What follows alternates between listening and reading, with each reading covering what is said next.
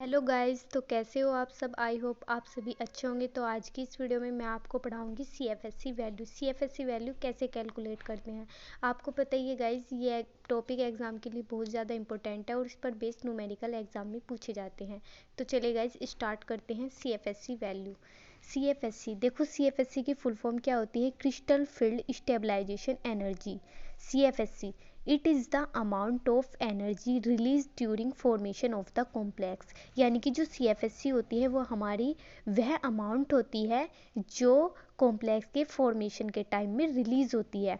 देखो CFSC for octahedral complex, octahedral complex के लिए हम सीएफएससी कैसे कैलकुलेट करते हैं, ये हमारा फॉर्मूला है। ऑक्टाहेड्रल कॉम्प्लेक्स के लिए सीएफएससी इज इक्वल टू होता है हमारा -0.4 T2G प्लस 0.6 EG, और ये कोष्टक के बाहर डेल्टा O प्लस पी। देखो ये डेल्टा O है ना, तो O जो हमारा रिप्रेजेंट करता है ऑक्टाहेड्रल को, और P होती है हमारी पेयरिंग एनर्जी यानी कि नंबर ऑफ पेयरिंग इलेक्ट्रॉन। ठीक है, T2G हमारा क्या है, number of electron in T2G set, और Eg हमारा है number of electron in Eg set. P हमारी पेयरिंग एनर्जी है यानी कि नंबर ऑफ पेयर।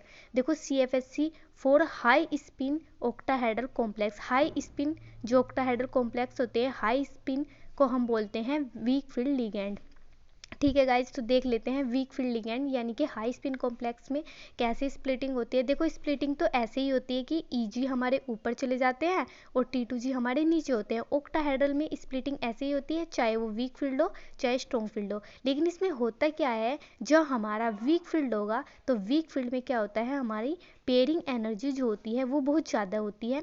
तो इसलिए हमारा इलेक्ट्रॉन जो है वो पेयर्ड होने से पहले हमारा Eg सेट में पहुंच जाता है। यानी कि इलेक्ट्रॉन देखो, पहला इलेक्ट्रॉन यहाँ पर आएगा, सेकंड यहाँ पे आएगा, थर्ड यहाँ पे आएगा, और फोर्थ इलेक्ट्रॉन हमारा यहाँ पर आएगा पहले।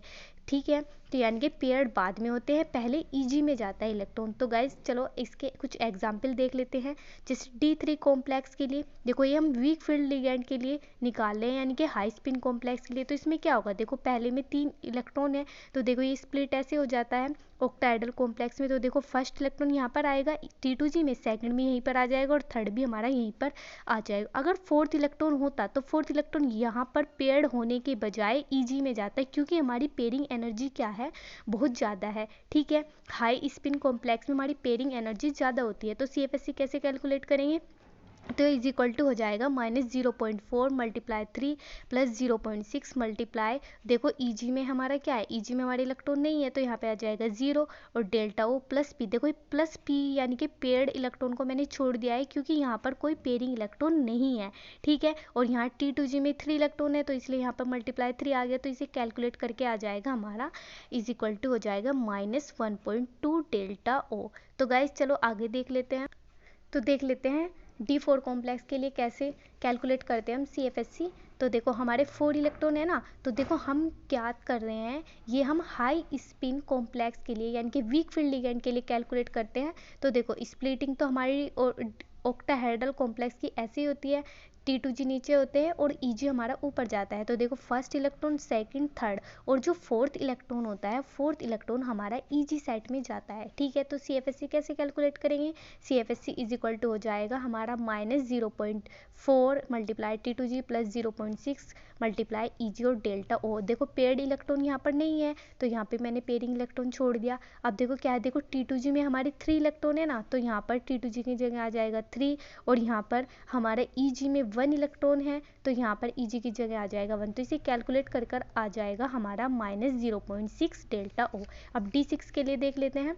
तो देखो D6 में क्या होगा, देखो फर्स्ट इलेक्ट्रॉन हमारा यहाँ पर आएगा T2G में, सेकंड भी T2G में आएगा, थर्ड भी हमारा T2G में आएगा, और 4 इलेक्ट्रॉन देखो पेयर्ड होने से पहले इलेक्ट्रॉन हमारा Eg में जाएगा क्योंकि हमारा हाई स्पिन कॉम्प्लेक्स है, वीक फील्ड लिगेंड। तो यहाँ पे 5th इलेक्ट्रॉन जाएगा, सॉरी हाँ, यहाँ पर हमारा 4 इलेक्ट्रॉन जाएगा, और यहाँ पर 5th और 6th इलेक्ट्रॉन। फिर अब देखो अब पेयरिंग होगी, Eg में जाने के बाद पेयरिंग होगी, और पेयरिंग होगी पहले हमारी T2G की। तो 5th जो हमारा इलेक्ट्रॉन है, 6th इलेक्ट्रॉन, वो यहाँ पर आ जाएगा। ठीक है, तो CFSC कैसे कैलकुलेट करेंगे, CFSC इज इक्वल टू हो जाएगा हमारा -0.4 multiply T2G plus 0.6 multiply Eg और डेल्टा O, और यहाँ पर प्लस P भी होगा क्योंकि देखो इसमें क्या है, पेयरिंग एनर्जी। लेकिन नेट पेयरिंग क्या हो जाएगी, देखो एक पेयरिंग यहाँ पर है और एक पेयरिंग यहाँ पर है, तो जो इसकी नेट पेयरिंग हो जाएगी तो वो हमारा 0 हो जाएगा। ठीक है, तो देखो यहाँ पर T2G में कितने इलेक्ट्रॉन है, 4 इलेक्ट्रॉन है, 1 2 3 4, तो यहाँ पर हम 4 रख लेंगे। और यहाँ पर EG में कितने इलेक्ट्रॉन है, 2 इलेक्ट्रॉन है, तो यहाँ पर हम क्या रख लेंगे, 2 रख लेंगे। तो इसको कैलकुलेट कर आ जाएगा हमारा -0.4 डेल्टा ओ, और पेयरिंग एनर्जी हमारी 0 हो जाएगी, नेट पेयरिंग। ठीक है, अब देख लेते हैं CFSC value for low spin complex octahedral complex, यानी कि स्ट्रॉन्ग फील्ड।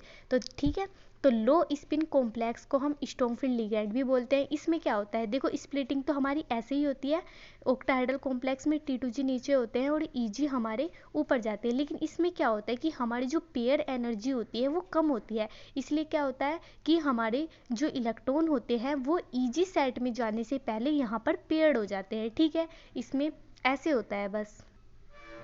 तो देखो गाइज, यहाँ पर the electronic configuration of T2G and EG orbital D3, D8, D9 and D10 system remain the same irrespective of association of metal ion with strong SFL यानी कि strong field ligand और WFL यानी कि weak field ligand, hence the CFSC for these system remain same, यानी कि D3, D8, D9 और D10 ये चाहे हमारा weak field ligand हो या हमारा strong field ligand हो, इनके लिए CFSC वैल्यू हमारी सेम ही होती है। ठीक है गाइज, तो आगे देख लेते हैं हम D4 कॉम्प्लेक्स हमारा स्ट्रॉन्ग फील्ड लिगैंड के लिए यानी कि लो स्पिन कॉम्प्लेक्स के लिए। तो इसमें क्या होगा, देखो हमारी स्प्लिटिंग हो जाएगी, D2G नीचे जाएगा और EG ऊपर जाएगा। तो देखो 1 इलेक्ट्रॉन, 2 यहाँ पर आएगा, 3, तो देखो 4 इलेक्ट्रॉन हमारा EG में ना जाकर हमारा पहले यहाँ पर पेयरिंग होती है, क्योंकि ये हमारा कौन सा कॉम्प्लेक्स है, ये हमारा स्ट्रॉन्ग फील्ड लिगैंड वाला कॉम्प्लेक्स है, यानी कि हमारा लो स्पिन कॉम्प्लेक्स है। तो CFSC कैसे कैलकुलेट करते हैं, तो CFSC का फॉर्मूला तो वही है सेम, -0.4 T2G प्लस 0.6 EG और डेल्टा O प्लस NP, यानी कि नंबर ऑफ पेयर। देखो इसमें पेयरिंग कितनी है, देखो इसमें एक पेयरिंग है, अगर यहाँ पर एक पेयरिंग होती है तो हम इसको घटा देते, लेकिन यहाँ पे नेट पेयरिंग तो है ही नहीं, तो यहाँ पे 1 पेयरिंग है, तो इसको हम शो करेंगे 1 पेयरिंग, और यहाँ पर T2G की जगह रख देंगे हम 4, क्योंकि यहाँ पे T2G में 4 इलेक्ट्रॉन है और EG में यहाँ पर इलेक्ट्रॉन नहीं है, तो इसलिए 0। तो इसको कैलकुलेट कर आ जाएगा हमारा -1.6 डेल्टा O प्लस 1 पेयरिंग।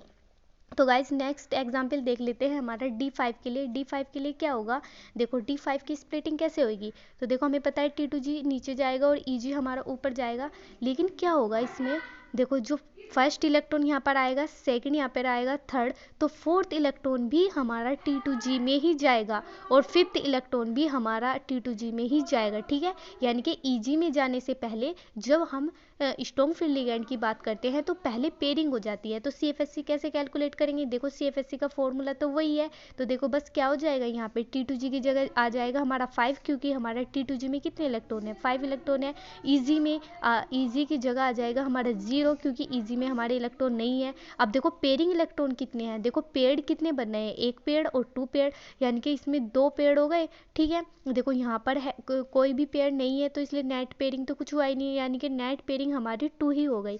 ठीक है, तो यहाँ पे हम 2 पेयरिंग रख लेंगे 2p, तो देखो इसको कैलकुलेट करके आ जाएगा हमारा -2.0 प्लस 2p। D6 कॉम्प्लेक्स के लिए देख लेते हैं गाइज, तो स्टार्ट। तो D6 कॉम्प्लेक्स के लिए क्या होगा, देखो गाइज यहाँ पर हमारा स्प्लिटिंग तो ऐसे ही होगी, T2G हमारा नीचे जाएगा और EG ऊपर जाएगा। तो देखो फर्स्ट इलेक्ट्रॉन यहाँ पर आएगा, सेकंड भी यहाँ पर आएगा, थर्ड भी यहाँ पर आएगा और फोर्थ भी हमारा T2G में ही आएगा, क्योंकि ये हमारा स्ट्रॉन्ग फील्ड लिगैंड है, पेयरिंग एनर्जी कम होती है, इसलिए पहले पेयर्ड हो जाते हैं। ठीक है, और फिफ्थ भी हमारा यहाँ पर आएगा और सिक्स भी हमारा यहाँ पर आ जाएगा। तो देखो नेट पेयरिंग क्या होगी, पहले मैं आपको नेट पेयरिंग दिखा देती हूँ। देखो यहाँ पर 3 पेड़ है, 1 2 3, और यहाँ पर हमारा 1 पेड़ है, तो 3 पेड़ में से 1 पेड़ ये माइनस हो जाएगा, तो हमारी नेट पेयरिंग हो जाएगी हमारी 2p। ठीक है, अब CFSC कैलकुलेट करते हैं। देखो CFSC का फॉर्मूला वही है हमारा, तो यहाँ पर क्या होगा, T2G की जगह आ जाएगा 6, क्योंकि हमारे T2G में 6 इलेक्ट्रॉन है, EG में हमारे इलेक्ट्रॉन नहीं है, तो यहाँ पे EG की जगह रख देंगे हम 0 और कोष्टक के बाहर डेल्टा O और प्लस प्लस क्या आ जाएगा हमारा 3 - 1 यानी कि 2p। तो कैलकुलेट कर आ जाएगा हमारा -2.4 डेल्टा O प्लस 2p। तो गाइज अब देख लेते हैं टेट्राहेड्रल कॉम्प्लेक्स के लिए। वैसे टेट्राहेड्रल कॉम्प्लेक्स के लिए CFSC वैल्यू नहीं पूछी जाती, फिर भी देख लेते हैं कैसे निकालते हैं।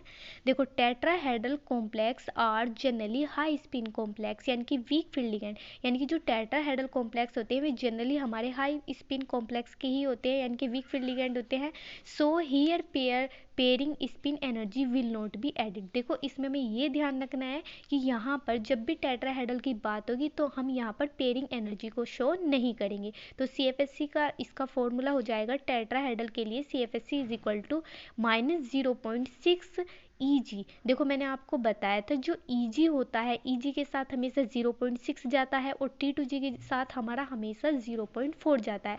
बस ये देखना होता है हमें कि अगर हमारे EG नीचे जा रहा है तो माइनस लग जाएगा, T2G नीचे जा रहा है तो T2G के पास हमारा माइनस लगेगा, और ऐसे ही अगर जो हमारा ऊपर जाते हैं जो ऑर्बिटल उनके पास हमारा पॉजिटिव चार्ज आता है। तो हमें पता है टेट्राहेड्रल में हमारे EG नीचे होते हैं तो यहाँ पर माइनस आ जाएगा, और T2G हमारे ऊपर होते हैं, इनकी एनर्जी ज़्यादा होती है तो यहाँ पर 0.4 के आगे प्लस आ जाएगा।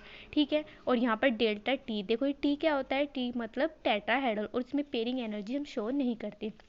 तो गाइस देख लेते हैं, देखो ये टेट्राहेड्रल में स्प्लिटिंग होती है, EG इसमें नीचे जाते हैं और T2G इसमें ऊपर जाते हैं। ठीक है, तो देखो D4 कॉम्प्लेक्स के लिए देख लेते हैं, यहाँ पर हम बात करेंगे वीक फील्ड लिगैंड के लिए यानी कि हाई स्पिन कॉम्प्लेक्स के लिए। तो देखो अगर D4 है तो पहला इलेक्ट्रॉन यहाँ पर जाएगा EG में, क्योंकि इसमें EG नीचे होते हैं तो जो हमारे ऑर्बिटल नीचे होते हैं उसमें पहले इलेक्ट्रॉन जाता है, सेकेंड इलेक्ट्रॉन यहाँ पर जाएगा, और थर्ड इलेक्ट्रॉन हमारा ऊपर चला जाएगा यानी कि T2G में, क्योंकि मैंने बताया था ये वीक फील्ड लिगैंड होते हैं टेट्राहेड्रल जनरली, और हमारा 4 इलेक्ट्रॉन भी यहीं पर जाएगा। तो CFSC कैसे कैलकुलेट करेंगे, तो वही हो जाएगा CFSC is equal to -0.6 multiply EG plus 0.4 multiply T2G और डेल्टा T। देखो -0.6 मल्टीप्लाई, देखो यहाँ पर EG है, यहाँ पर ना हमारा EG है तो EG में कितने इलेक्ट्रॉन है 2, तो मल्टीप्लाई 2 हो गया, प्लस 0.4 T2G में कितने इलेक्ट्रॉन है, इसमें भी 2 है तो यहाँ पर 2 हो गया, तो डेल्टा T, तो ये हमारा कैलकुलेट करके आ जाएगा -0.4 डेल्टा T।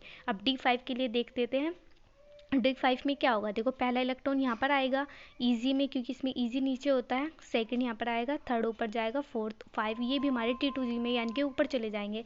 तो देखो ये इसका फॉर्मूला है -0.6 multiply EG plus 0.4 multiply T2G और डेल्टा T। -0.6 मल्टीप्लाई, देखो EG में कितने इलेक्ट्रॉन है, यहाँ पर 2 है तो ये 2 आ गया, प्लस 0.4, यहाँ पर T2G में कितने इलेक्ट्रॉन है 3 है तो यहाँ पर 3 आ जाएगा, तो डेल्टा T। तो ये कैलकुलेट कर जब हम इसको कैलकुलेट करेंगे तो इसकी CFSC आ जाएगी 0। ऐसे हम D7 के लिए अगर हम निकालते हैं तो देखो क्या होता है, यहाँ पे देखो पहला इलेक्ट्रॉन इसमें जाएगा EG में, सेकंड इलेक्ट्रॉन यहाँ पर जाएगा, थर्ड इलेक्ट्रॉन देखो पहले ऊपर जाएगा क्योंकि मैंने बताया ना ये वीक फील्ड लिगैंड होते हैं, पेयरिंग बाद में होगी, फोर्थ इलेक्ट्रॉन यहाँ पर जाएगा, 5 यहाँ पर जाएगा, 6 फिर यहाँ पर नीचे आएगा और 7 यहाँ पर नीचे आएगा। देखो CFSC कैलकुलेट करते हैं तो इसके लिए तो ये हो जाएगा हमारा is equal to -0.6 multiply EG plus 0.4 multiply T2G delta T। और टेट्राहेड्रल में हम नेट पेयरिंग यानी कि पेयरिंग एनर्जी को शो नहीं करती। ठीक है, तो देखो EG में यहाँ पर कितने इलेक्ट्रॉन है, 4 इलेक्ट्रॉन है तो यहाँ पर मल्टीप्लाई 4 हो जाएगा, T2G में कितने इलेक्ट्रॉन है 3 है तो मल्टीप्लाई 3 हो जाएगा। तो इसको कैलकुलेट करके आ जाएगा हमारा -1.2 डेल्टा T। तो गाइज आज की वीडियो में बस इतना ही। अगर आपको मेरा वीडियो पसंद आया हो तो मेरी वीडियो लाइक करें और मेरा चैनल सब्सक्राइब करें। Thank you.